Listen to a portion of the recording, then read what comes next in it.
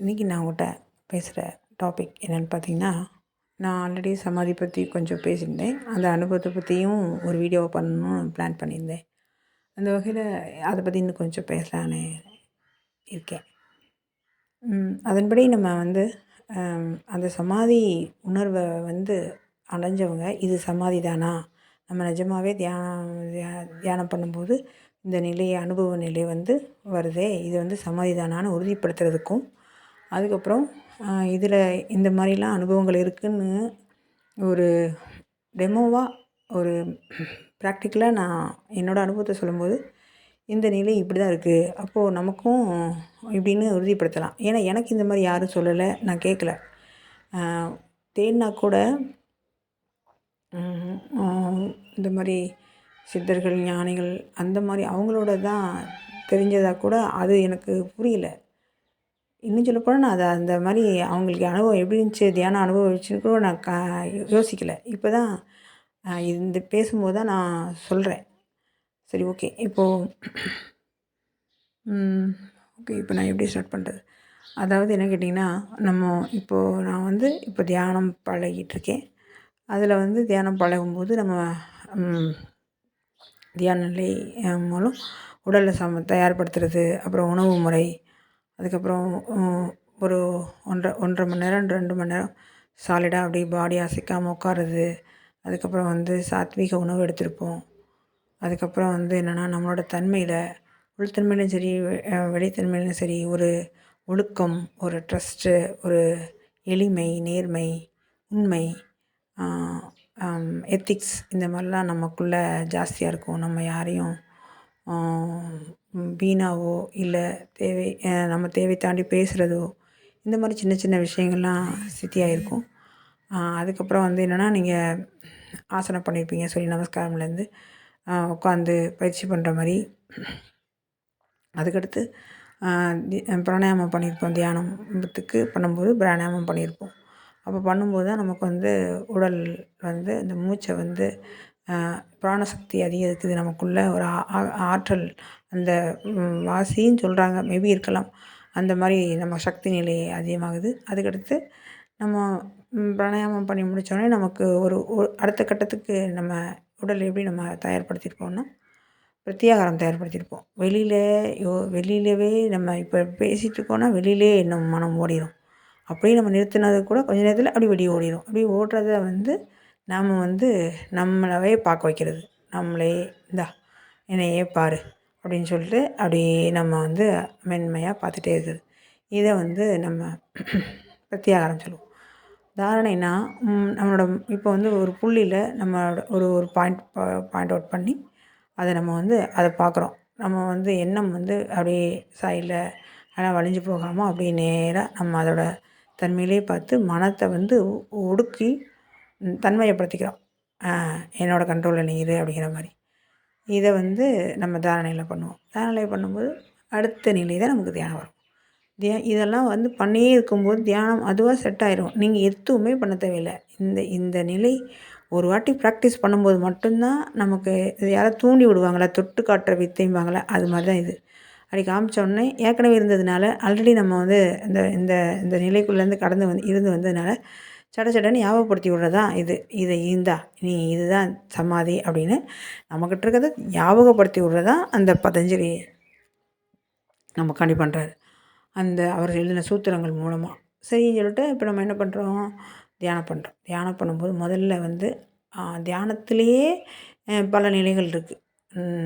அந்த பல நிலைகள் நான் எதை சொல்கிறேன் அப்படின்னா, சாதாரணமாக ஒரு தியானம் நடக்குது சில டைமில் இன்னும் கொஞ்சம் டீப்பாக நடக்குது நம்ம மிடில். அதுக்கப்புறம் இன்னும் டீப்பாக நடக்குது. அதுக்கப்புறம் இன்னும் டீப்பாக நடக்குது. சில டைமில் என்னென்னா, என்ன நடந்துச்சு அப்படின்னு தாண்டி இந்த உடல் திரும்ப இந்த உடலுக்கு வரும்போது அமுத்தி பார்த்து எப்படி கையை வச்சுருந்தோம், நம்ம உடல் எங்கே இருக்குது, முகம் எங்கிட்டு இருக்கும், நம்ம எந்த திசையில் உட்காந்தோம்லாம் நம்ம ஒரு பிரார்த்தனை பட்டு தான் உள்ளே வர வேண்டியது இருக்கும். இது ஒரு விதமான ஆழ்நிலை தியானம். இந்த தியானத்தின் போது தான் சமாதி சித்திக்கிறது. இதை தான் நம்ம சமாதின்னு சொல்கிறோம். அந்த தியானத்தில் நம்ம தொடர்ந்து இருந்தால் அப்படியே அதை கண்டினியூஸாக வெட்டி இல்லாமல், இப்போ நம்ம தாரணையிலே வெட்டாமல் தொடர்ந்து இருக்கிறது தான் தியானம். ஒரு மனசை உருளைப்படுத்தி இப்போ திடீர்னு வந்து அந்த புறத்தன்மைக்கு உள்ளே போகிற முடிச்சுக்கோங்களேன், அதை கட் பண்ணிட்டு டக்குன்னு வெளியே வந்துடுது. இது இல்லாமல் அப்படியே இந்த பிரேக் வண்டியெலாம் ஓடும்போது ஒரு ரிதமாக ஓட்டுவாங்க பார்த்தீங்களா? அப்படியே நல்ல தூக்கம் வரும். கொஞ்சம் கூட வண்டி மூவ் ஆகிற மாதிரி தெரியாது. சில பேர் வந்து பிரேக் அடித்து டக்கு டக்கு டக்குன்னு போடுவாங்க. அது மாதிரி இல்லாமல் அந்த தியானமே ஒரு லயமா, ஒரு இதமா, அப்படியே வந்து ஒரு நமக்கு அந்த அதைத்தான் நம்ம போதைன்னு சொல்கிறோம். அது என்ன சொல்கிறது, ஆழ்ந்த தூக்கத்துக்கு கூட போயிருன்னு சொல்கிறாங்கல்ல. அது மாதிரி வந்து என்னென்னா அந்த ஒரு ரிதத்தில் போகும். அப்போது அந்த மாதிரி போகும்போது அந்த தியானத்தோட தாரணையோட தாரணை பண்ணும்போது தான் நமக்கு தொடர்ந்து தியானம் வருது. தியானம் தியானம் பண்ணும்போது தொடர்ந்து தியானம் பண்ணுறோம்ல, அதுலேருந்து வெட்டி வெட்டி வராம, நான் வெட்டி வெட்டின்னு எந்த அர்த்தத்தில் சொல்கிறேன்னா, அதில் இந்த தூங்கிட்டே இருக்கும்போது டக்குனு முழிச்சு பார்த்துட்டு திரும்ப தூங்குவோம் பார்த்தீங்களா? அதாவது தூக்கத்துக்கும் விழிப்புக்கும் இடையில டைன் டைன் போயிட்டு வருவோம்ல, அதே மாதிரி தன்மை வந்து இல்லாம தொடர்ந்து டீப்பாக அப்படி தூங்குனா எப்படி இருக்கும்? அந்த நிலை அந்த மாதிரி உங்களுக்கு வந்து என்னென்னா, அந்த ஸ் தியானம் வந்து கன்டினியூஸாக ஆழமா தொடர்ந்து டீப்பாக போயிட்டே இருக்குன்னு வச்சுக்கோங்க. இப்போ வந்து அந்த சமாதி நிலையில ஒரு அனுபவத்த சொல்லலாம். அப்போ தான் உங்களுக்கு இன்னும் கொஞ்சம் புரிஞ்சிரும். என்ன என்ன நடக்குது அப்படின்னா, எனக்கு அன்னைக்கு இந்த சமாதி பேசும்போது அந்த உட்காந்து என்ன நினைவோ அந்த அந்த இத அப்படியே ஷேர் பண்ணுறேன். அப்போ என்னாச்சுன்னு கேட்டிங்கன்னா, நம்ம உடல் வந்து தியானத்தில உட்காந்துர்றோம். ஏற்கனவே நம்ம பழகியிருக்கோம். 1 1/2 மணி நேரம் வந்து அசையாம உட்காந்து மட்டும் தான் உங்களுக்கு வந்து இது நடந்திருக்கும். ஃபஸ்ட்டு எனக்கு இந்த சமாதி அனுபவம் ஏற்படும்போது என்னன்னு கேட்டிங்கன்னா, நான் என் உடல் வந்து கல் மாரி இறுகிருச்சு. என்னால் வந்து கண்ணு அசைக்க முடியறது அப்படி அசைக்க முடிஞ்சதா, அசைக்க முடியலங்கிறது எனக்கு உறுதியா இப்போ ஞாபகத்துக்கு வரல. ஆனா நான் கண்ண அசைக்க முடியலன்னு தான் நெனைக்கிறேன். உடல் வந்து அந்த இடத்துலேருந்து ஒரு இன்ச் கூட என்னால நகர்த்த முடியல. ஆனா பேசுறது, வேலை செய்றது எல்லாம் கேட்குது. அது என் ஃப்ரெண்டு வீட்ல தான் இது நடந்துச்சு. அந்த தன்மையோட, அந்த சூழ்நிலையோட அது பவானி சங்கமேஸ்வரர் கோயில் இருக்கு இல்லையா? அந்த ஊரு. அப்போ வந்து என்னன்னு கேட்டிங்கன்னா, அந்த இடத்துல வந்து அவ அவ ஒர்க் பண்ணிகிட்ருக்கா. இருந்தாலும் அவ பேசுறா, எல்லாம் கேட்குது. என்னால வந்து இந்த நிலைக்கு போயிட்டேங்கிறத அவள்ட்ட சொல்லவும் முடியல. அவ கேட்குற கேள்விக்கு எனக்கு பதிலும் சொல்ல முடியல. வாய் வாய் வரமாட்டேங்குது. பேச்சு வரமாட்டேங்குது. நானும் முயற்சிலாம் பண்ணி பார்த்தேன். அப்புறம் இது இது ஒண்ணும் பண்ண முடியாதுங்கிற சக்திய உணர்ந்தோனே, நான் அப்படியே அத கைவிட்டுட்டேன். அப்படி வேடிக்கை மட்டும் பார்த்துட்ருக்கேன். கடைசியில அவளே புரிஞ்சுட்டு சொல்லி சொல்லி பார்த்து கடைசியில இவள கூட்டிட்டு தான் போகணுங்கிற பக்கத்தில நான் உள்ளேருந்து கெஞ்சுறேன். ஐயோ! என்னை எப்படியாவது கூட்டிகிட்டு போய் கைப்பிடிச்சு கூட்டிகிட்டு போய் அப்படியே வந்து இந்த பெட்ஷீட்டில உட்கார வச்சு வையேன் அப்படின்னு சொல்லி நான் என்னமோ கத்துறேன் உள்ள. அவளுக்கு அத புரிஞ்சுக்கக்கூடிய கெப்பாசிட்டி இருந்தா தான் புரிஞ்சுக்க முடியும் போல. ஆனா ஒரு கட்டத்தில இது தவிர வழி இல்லன்னா, இல்ல புரிஞ்சுட்டாளான்னு தெரியல. அப்படியே கூட்டிகிட்டு போய் இந்த பெட்ஷீட்ல உட்கார வச்சான்னு வச்சுக்கோங்க. அப்ப இதுதான் எனக்கு வந்து ஃபஸ்ட்டு இந்த இத வந்து ஒரு சமாதி. தியா இது வந்து தியானம் பண்ணல. ஜஸ்ட் பேசிட்டு இருக்கும்போது இது நிகழ்ந்துருச்சு. அத எப்படி நம்ம வந்து இந்த மாரி நெனச்சுக்குவோம். அப்போ அந்த உடல் வந்து அதுவா நிகழ்ந்து வரும்போது இது ஆயிரும் போல. பைப்பு தண்ணி டேங்க்ல நெறஞ்சோனே அதுவா இந்த சின்டெக்ஸ்லேருந்து வெளியில கொட்டுது பார்த்தீங்களா? அது மாரி. நம்ம டேப்ப திறந்து விட்டா அது வந்து நம்ம கண்ட்ரோல்லயும். சின்டெக்ஸ் நெறஞ்சிச்சுன்னா அதுவா தானே விழும். மோட்டர் போடும்போது. அப்போ அந்த என்னோட என்னோட சக்தி நிலை அந்த அந்த வீட்லோட அந்த ஆற்றலோட, அந்த பூமி தன்மையோட மெர்ஜ் ஆயி, ஆல்ரெடி அங்க வந்து அந்த அந்த இடத்துல வந்து கங்கா தேவியோட ஒரு சக்தி நிலை ஓட்டம் அதிகமா இருக்குன்னு சொன்னதுனால, மேபி வந்திருக்கலாமோ! ரைட். அப்போ வந்து என்ன கேட்டிங்கன்னா, அந்த அந்த இது நான் வந்து அந்த உடல் இந்த பெட்ஷீட்ல கடத்தும்போது, நான் அந்த சங்கமேஸ்வரோட லிங்க ரூபத்த அந்த பாம்பு மேலே வச்சிருப்பாங்கல்ல ஒரு மாரி ஆபரணம். அந்த சிவனுக்கு அந்த ரூபத்த நான் என்னோட உடல்ல பார்க்கும்போது, ஓ! இது ஒரு காட்சி போல அப்படின்னு. எங்களுக்கு எங்க பயிற்சியிலேயே என்ன சொல்லிக் குடுத்துருக்காங்கன்னா, வர்ற காட்சிய வந்து நம்ம பெருசுப்படுத்த தேவையில்ல. அது மாரி வாசனைகள், இந்த மாரி ஓசைகள், இந்த மாரி கேட்கும்போது அத பெருசுப்படுத்த தேவையில்ல. நம்ம தியானத்தில முன்னேறி போயிட்டே இருக்கணும்னு சொன்னதுனால, ஓகே இது ஒரு அனுபவம் போல அப்படின்னு நினச்சு நானும் விட்டேன். இது வந்து ஃபர்ஸ்ட்டு. இப்போ நான் உங்ககிட்ட பேசிட்டு இருக்கும்போது ஒரு உங்க வீடியோ போட்டேன்ல, நேத்து ஒரு வீடியோ போட்டிருந்தேன். அதுக்கப்புறம் அந்த அந்த முன்னாடியும் நான் தியானத்தில உட்காந்தப்போ, அந்த அனுபவம் எப்படி இருந்துச்சுன்னா, நான் தியானத்தில உட்காந்துருக்கேன். உட்காந்துருக்கும்போது என்ன கேட்டிங்கன்னா, ம் உட்காந்துருக்கும்போது தியானம் வந்து ஆழ்ந்த தியானத்துக்குள்ளே போகும்போது போகுது. அப்போ எப்படின்னா, அந்த மைய நோக்கு விசை மாரி. ஒரு எப்படி சொல்கிறது? அந்த அந்த அந்த தியானம் வந்து எப்படி போகுதுன்னா, அப்படியே டீப்பா அப்படியே இந்த புவியீர்ப்பு விசை நோக்கி பூமிக்குள்ள இழுக்கும் பாருங்க, அந்த ஒரு காந்தம். அது மாரி என்னோட மொத்த உடலும் அந்த இது கீழ இறங்குது தியானத்தில. அதுக்கப்புறம் அது வந்து அம் கொஞ்சம் ப்ராசஸில இந்த மைய நோக்கு விசை நிகழுது. அதைத்தான் நான் மையம் இந்த பூமி ஈர்ப்பு விசைன்னு சொல்கிறேன். அந்த உடல் வந்து அப்போ உடல் வந்து இங்கே இருக்குது. ஆனால் இன்னும் சாயவும் செய்யுது. அந்த மாதிரி போகுது. அதுக்கடுத்து பார்த்திங்கன்னா கொஞ்சம் இதாகி அது மைய விலக்கு விசையாக மாறிடுது. இதை உங்களுக்கு புரிகிற மாதிரி சொன்னோன்னா, அந்த கிரைண்டரில் மாவாட்டும்போது கிரைண்டரில் ஆட்டுக்கல்லில் மாவாட்டும்போது அந்த உளுத்தையும் அரிசியும் உள்ளே போடும்போது உள்ளே போட்டும்போது உள்ளுக்குள்ளேயே ஆட்டுவோம். அது கொஞ்சம் நல்லா நல்லா ஆகி அப்படியே அந்த மென்மையாக ஆட்டிச்சுன்னா மேலே வந்துடும் பார்த்தீங்களா? பந்து மாதிரி எழும்பி வந்துடும் அந்த உளுந்தெல்லாம். அது மாதிரி அந்த கீழே புவியீர்ப்பு விசை போன இது வந்து திரும்ப மேலே வந்துடுச்சு. அந்த அந்த அந்த கான்சியஸ் மேலே வருது. மேலே வந்தோடனே இப்போ என்ன ஆகுதுன்னு கேட்டிங்கன்னா, அப்போ மேலே வருதுங்கிறத உணர்ந்து நம்ம பார்த்துட்டே இருக்கோம். அப்போ அந்த உடல் அப்போ என்ன ஆகுதுன்னா, அந்த உடலுக்குள்ளே என்ன ஆகுதுன்னா, அந்த மூலாதாரத்துலேருந்து அந்த சகஸ்காரம் வரைக்கும் முதல்ல வந்து எப்படின்னா, ஒரு ஒரு தண்ணி வந்து ஒரு கால்வாயில் ஓடுற மாதிரி இருந்துச்சு. அப்படி ஒரு அலை டம் டம்னு அடிக்கும்ல அது மாதிரி. அப்புறம் வந்து ஒரு காட்டாற்று வெள்ளம் மாதிரி வந்துச்சு. அப்போ வந்து இன்னும் ரொம்ப ஃபாஸ்ட்டாக அடிக்குது. அப்போது மூலாதாரத்தில் ஒரு சுழற்சி இந்த சுழலில் வரும்ல, அந்த புவி புவி புயல் மையம் கொண்டுச்சுன்னா ஒரு படம் பிக்சர் போடுவாங்களே, அந்த வானத்துலலாம் ஒரு கேலக்ஸி போடுவாங்களே, அந்த மாதிரி சுழற்சி வந்து மூலாதாரத்துலேருந்தும் அந்த சுழற்சியோட விசை வந்து ஜாஸ்தியாக அங்கே எங்கே போகுதுன்னா, நம்ம சகஸ்காரத்துக்கு போகுது. தலை உச்சிக்கு அப்படி அப்படி அப்படி அடிக்குது. அடிச்சுட்டே இருக்கும்போது நம்ம வந்து அதோட நம்ம நிற்கிறோம். அப்போது அது வந்து சாட்சி பாவனையாக தான் இதை பார்த்துட்ருக்கோம் இதெல்லாம். இப்போ வந்து என்ன கேட்டிங்கன்னா, இது போகும்போது நம்ம உடல் விட்டு மேலே போயிடுறோம். ஐ மீன் அந்த உச்சிக்குழி வழி போயிடுறோமா இல்லை அதுதான் அது வழி தான் போய் ஆகணும். வேறு எங்கே வழியே இல்லையே. தலை உச்சி வழி நம்ம வெளில போயிட்டோம். வெளில போய் அந்த உடல் எப்படி போகுது அப்படின்னா, அப்படி இந்த பூமியை விட்டு பூமியோட அந்த மேகம் இந்த மாதிரி இடத்துலலாம் அந்த உடல் வந்து சூட்சும உடல் பயணிக்குது. அந்த இந்த இந்த பிக்சரில் வச்சுருக்கு பாருங்கள், இந்த உட்காந்துருக்கேன் பாருங்கள். சாரி, அந்த அந்த பிக்சரில் ஒரு உருவம் உட்காந்துருக்குல, அதே இது வந்து மொத்த பூமி மேலே உட்காந்தா எப்படி இருக்கும், அந்த மேகங்களுக்கு இடையில் அந்த மாதிரி ஒரு பிக்சர். அப்படி நம்ம போயிட்டே இருக்கும்போது திடீர்னு நம்ம ஒரு இடத்துக்கு போகிறோம். அங்கே ஒரு பெரிய கேட் இருக்குது.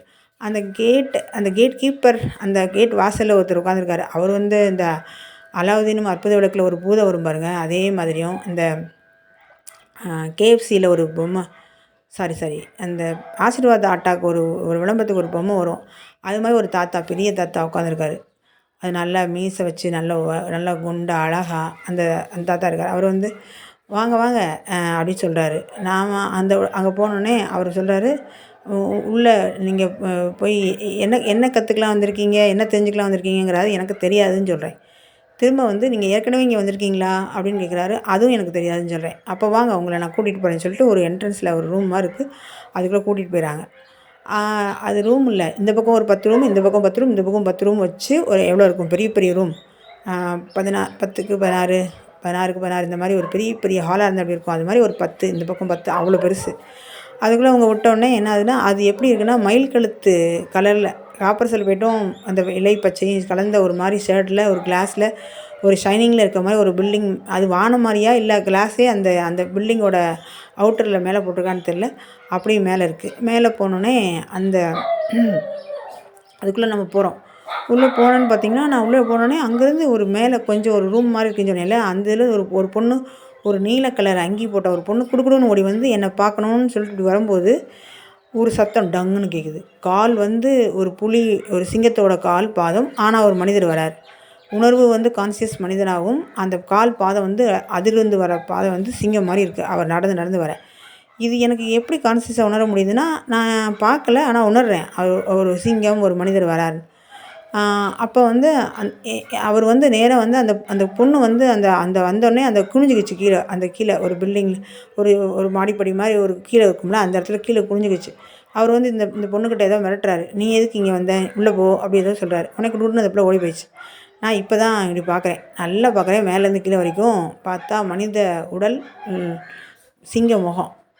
ஆத்தி இது என்னது அப்படின்னு நான் அப்படி பார்க்கும்போது பார்த்திங்கன்னா, அது நரசிம்மர் தானே, நரசிம்மர் அவரோட உருவமாக இருக்குது. நரசிம்மர் எப்படி இருக்கார், அவர் என்ன கேட்குறாருன்னா, ஏதோ கேட்டாரே, உனக்கு இங்கே வந்திருக்க அப்படி ஏதோ கேட்டார். ஆமாம், நான் சொல்லும்போது என்னென்னா, ஏதோ ஒரு திமிரில் கேட்குறியா, இது மாதிரி ஏதோ தெனாவட்டா கேட்குறியா, இல்லை தெரியாமல் கேட்குறியா அப்படின்னு கேட்டோன்னே எனக்கு நான் தெரியாதுன்னு சொல்கிறேன். இங்கே ஏன் வந்தேன்னு கேட்டாரா, ஏதோ கேட்டார், எனக்கு ஒன்றும் புரியல. இப்போ இது மட்டும்தான். இதை எதுக்கு நான் அப்படி சொல்கிறேன்னா, வந்தோடனே என்னை ஆசீர்வாதம் பண்ணியோ, இல்லை வா வா வா வருக அப்படின்னு சொல்லலை அப்படிங்கிறத உண்மையாகவே நடந்தது அப்படி சொல்லணும்ல. இப்போ அவங்கள்ட்ட பேசும்போது தான் தோணுது, ஓ இப்படி வர சொன்னாரோ அச்சச்சோ அப்படிங்கிற மாதிரி இருக்குது. ஸோ இந்த அனுபவம் தான் ஏற்பட்டுச்சு. அதுக்கப்புறம் வந்து என்ன கேட்டிங்கன்னா, அதுக்கு அடுத்து அந்த கனெக்ஷன் கட் ஆகி விட்டது. இவ்வளோ தான். எனக்கு இன்னும் டீப்பாக போய் சொல்ல தெரில. இவ்வளோ தான் நடந்தது. இது எதுக்கு உங்ககிட்ட இவ்வளோ தூரம் நான் விளக்கெடுத்து ஒரு யூடியூப்பாக இந்த விஷயத்த நான் பேசுகிறேன் அப்படின்னு சொன்னால், சும்மா சமாதி பார்த்தேன், சும்மா அது பார்த்தேன், இது பார்த்தேன்னு சொல்கிறத விட, இந்த மாதிரி நடக்குது அப்படின்னு சொன்னால், அட்லீஸ்ட் நான் இந்த சமாதியில் பேசுனதை வச்சு இன்னும் கொஞ்சம் நான் டீப்பாக பழகி, ஒரு உச்சபட்ச உயர்நிலை சமாதி நிலை அடைஞ்சாவது நான் ஒரு ஒரு அனுபவத்தை வந்து ஷேர் பண்ணுறேன்னு வச்சுக்கோங்களேன். இதான்டா அப்படின்னு சொல்லி டிக்ளேர் பண்ணிடலாம்ல. அதுக்கு தான் அப்படின்னு நினைக்கிறேனோ, இல்லை அந்த இறை நினைக்குதோ அப்படின்னு தோணுது. அவ்வளோதான். என்னை பொறுத்தவரைக்கும் என்னென்னா நான் கருவி தான். அதனால் வந்து அகங்காரம்னு ஒன்று எடுத்து வச்சேன்னு வச்சுக்கோங்களேன், எனக்கு எந்த மாதிரி அடிவுன்னு எனக்கு நல்லாவே தெரியும். அதனால் அதெல்லாம் செய்ய விரும்பலை. இது இறையோட இச்சை, இறையோட விருப்பம்படி தான் அது நடக்குது. ஸோ இந்த ஒரு அனுபவம். அதுக்கப்புறம் இந்த சமாதி நிலைக்கு வந்து பழகிறது வந்து என்னென்னா, ஒன்ஸ் நீங்கள் சமாதி நிலையை ஒன்று பழகிட்டிங்கன்னா திரும்ப ஒருக்கா போய் ஆசனம் இதெல்லாம் பண்ண தேவையில்லை. ஒருவேளை நீங்கள் அப்படி பண்ணணும் அப்படின்னு தோணுச்சுன்னா பண்ணலாம். ஆனால் அது இன்னும் எஃபெக்டிவாக இருக்கும். இப்போ நான் வந்து எந்த இதுவும் பண்ணாமல் அந்த இன்பிட்வீன் கேப்பில் நான் பண்ணதுனால உங்களுக்குள்ள இந்த அனுபவம் வந்துச்சு. ஒருவேளை நானும் பயிற்சி இதெல்லாம் பண்ணேன்னா இன்னும் ரொம்ப டீப்பாக ஆழமாக வந்திருக்கும்.